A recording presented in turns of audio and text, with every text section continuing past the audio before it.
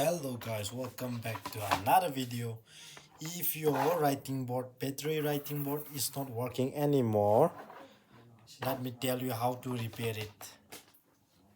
First thing, you have to do this. You have to take this, keep here, and take one onion. Take one onion. Take one onion and chop it. Oh yes, how? Chop it.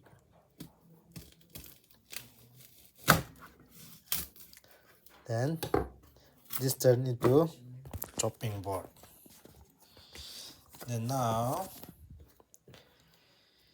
if you finish chopping, whether you can do this side or this side as you wish, and after that you have to hang this into like this.